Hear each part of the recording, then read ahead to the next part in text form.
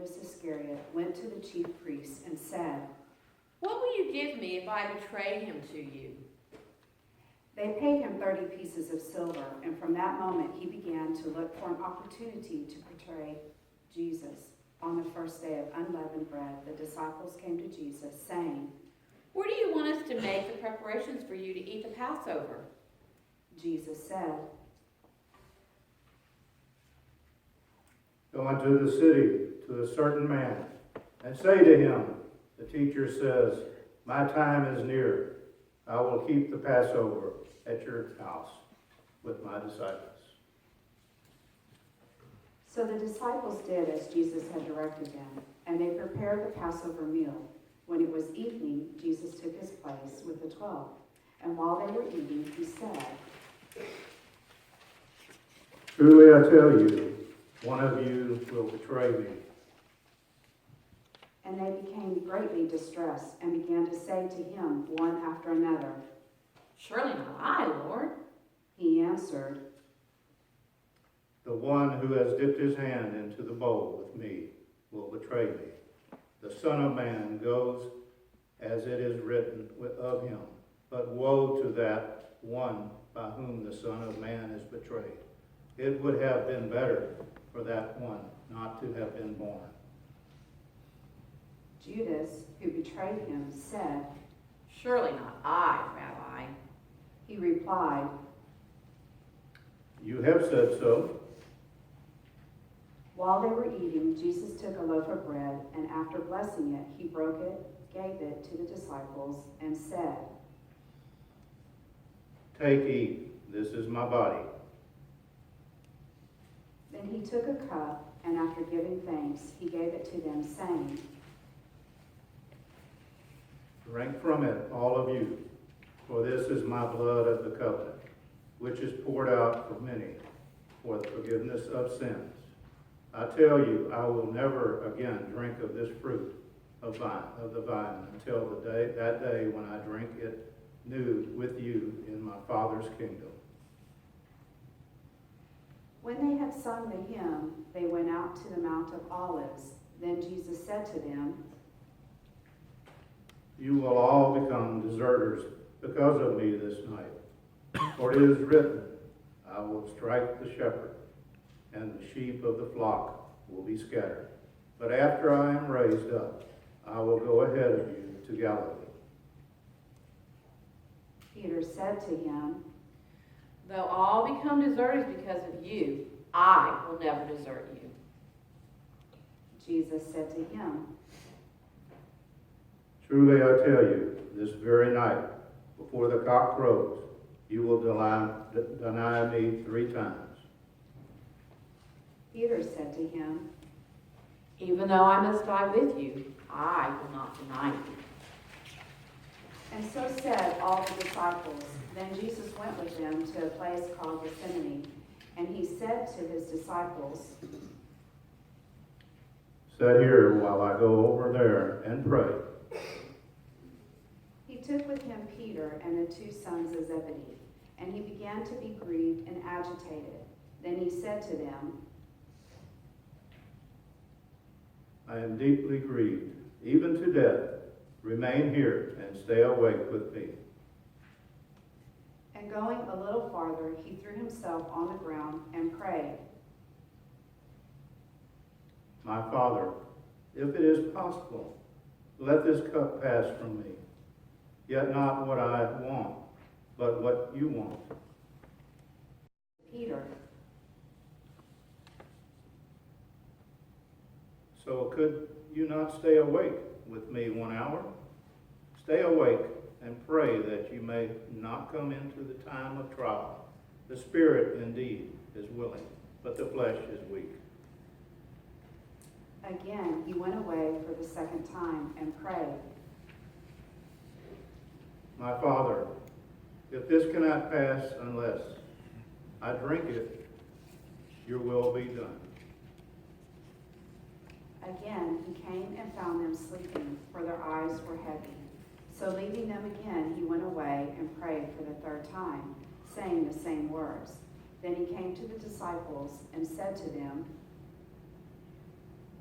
Are you still sleeping and taking your rest? See, the hour is at hand, and the Son of Man is betrayed into the hands of sinners. Get up, let us be going. See, my betrayer is at hand.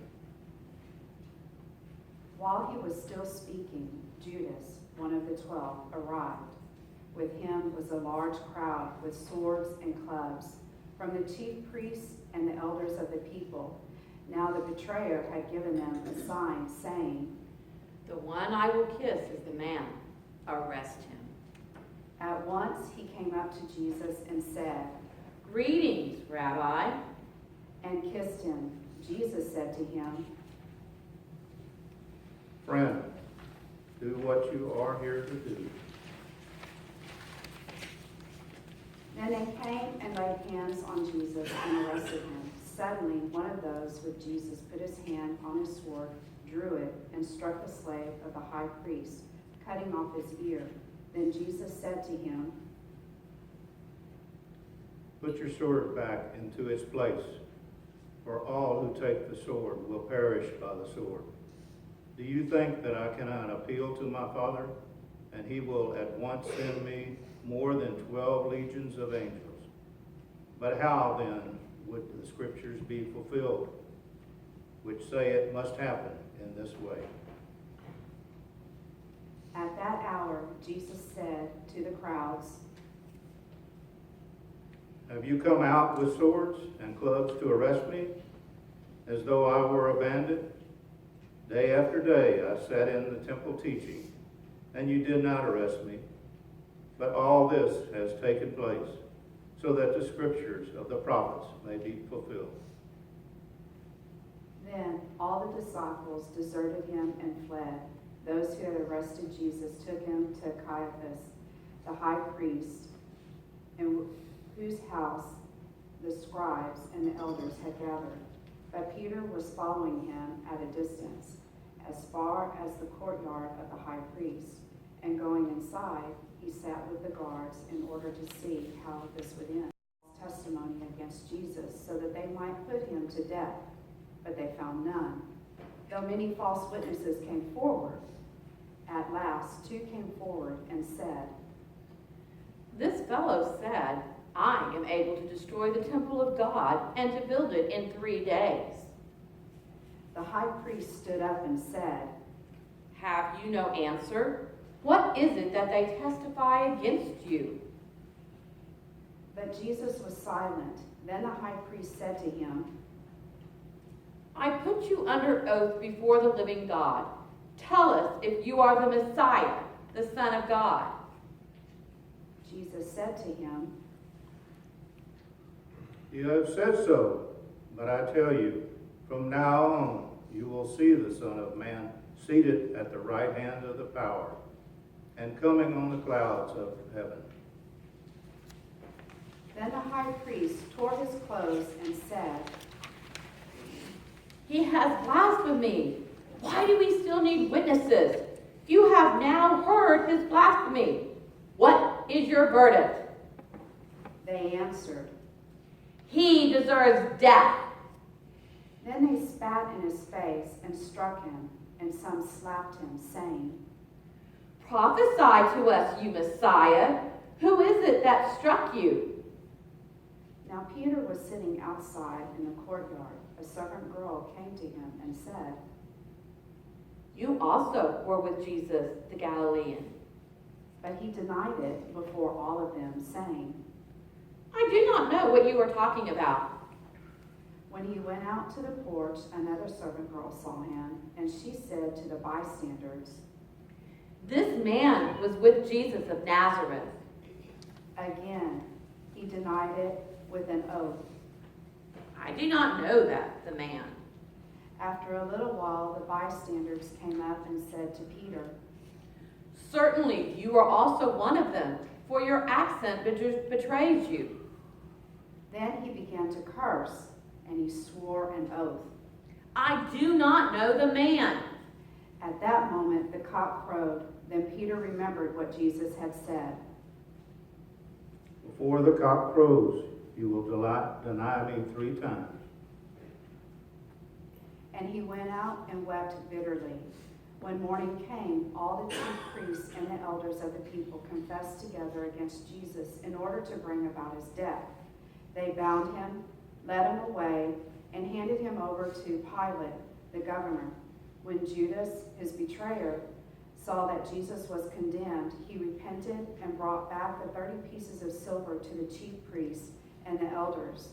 He said, I have sinned by betraying innocent blood. But they said, What is that to us? See to it yourself. throwing down the pieces of silver in the temple, he departed, and he went and hanged himself. But the chief priests, taking the pieces of silver, said, It is not lawful to put them into the treasury, since they are blood money.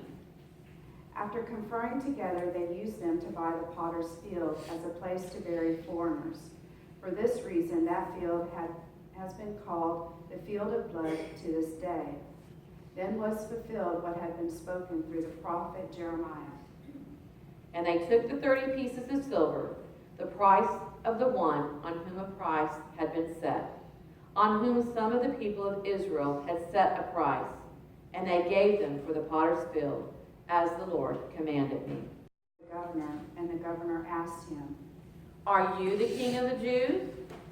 Jesus said, You say so. but when he was accused by the chief priests and elders, he did not answer. Then Pilate said to him, Do you not hear how many accusations they make against you? But Jesus gave him no answer, not to a single charge, so that the governor was greatly amazed. Now at the festival, the governor was accustomed to release a prisoner for the crowd, anyone whom they wanted. At that time, they had a notorious prisoner called Jesus Barabbas. And so after they had gathered, Pilate said to them, Whom do you want me to release for you? Jesus Barabbas or Jesus who is called the Messiah? For he realized that it was out of jealousy that they had handed him over. While he was sitting on the judgment seat, his wife sent word to him, Have nothing to do with that innocent man, for today I have suffered a great deal because of a dream about him. Now the chief priests and the elders persuaded the crowds to ask for Barabbas and to have Jesus killed. The governor again said to them, Which of the two do you want me to release for you? and they said, Barabbas. Pilate said to them, Then what should I do with Jesus who is called the Messiah? all of them said. Let him be crucified. Then he asked, Why? What evil has he done? but they shouted all the more. Let him be crucified. So when Pilate saw that he could do nothing, but rather that a riot was beginning, he took some water and washed his hands before the crowd, saying, I am innocent of this man's blood. See to it yourselves. Then the people as a whole answered, His blood be on us and on our children. So he released Barabbas for them, and after flogging Jesus, he handed him over to be crucified. Then the soldiers of the governor took Jesus into the governor's headquarters, and they gathered the whole cohort around him. They stripped him and put a scarlet robe on him, and after twisting some thorns into a crown, they put it on his head. They put a reed in his right hand and knelt before him and mocked him, saying, Hail, King of the Jews! They spat on him and took the reed and struck him on the head. After mocking him, they stripped him of the robe and put his own clothes on him. Then they led him away to crucify him. As they went out, they came upon a man from Cyrene named Simon. They compelled this man to carry his cross. And when they came to a place called Golgotha, which means place of a skull, they offered him wine to drink mixed with gall. But when he tasted it, he would not drink it. And when they had crucified him, they divided his clothes among themselves by casting lots. Then they sat down there and kept watch over him. Over his head they put the charge against him, which read, "This is Jesus, the King of the Jews." Then 2 bandits were crucified with him, one on his right and one on his left. Those who passed. Then you who would destroy the temple and build it in 3 days, save yourself. If you are the Son of God, come down from the cross. In the same way, the chief priests also, along with the scribes and elders, were mocking him, saying, He saved others. He cannot save himself. He is the King of Israel. Let him come down from the cross now, and we will believe in him. He trusts in God.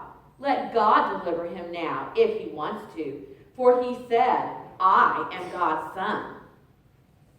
The bandits who were crucified with him also taunted him in the same way. From noon on, darkness came over the whole land until 3 in the afternoon. And about 3 o'clock, Jesus cried with a loud voice, my God, why have you forsaken me? When some of the bystanders heard it, they said, This man is calling for Elijah. At once, one of them ran and got a sponge, filled it with sour wine, put it on a stick, and gave it to him to drink. But the others said, Wait, let us see whether Elijah will come and save him. Then Jesus cried again with a loud voice and breathed his last. At that moment, the curtain of the temple was torn in two from top to bottom. The earth shook, and the rocks were split. The tombs also were opened, and many bodies of the saints who had fallen asleep were raised. After his resurrection, they came out of the tombs and entered the holy city and appeared to many. Now when the centurion and those with him, who were keeping watch over Jesus, saw the earthquake and what took place, they were terrified and said, Truly, this man was God's son.